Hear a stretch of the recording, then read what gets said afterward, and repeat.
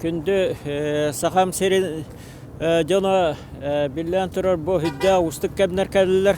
Ол кінан бұран именно ден чақчы бұлас нарокка барын олығы народ тұғыға осайына олық жағақ тәріліктәғін бергетен бұй арқан кәмге митинге кәлін күттан тылбытын эспитин истен өйбүтін ханабытын қолбан ырақаттары турурга турун оқпытын нада болар кемекәлі дейсанығыбын.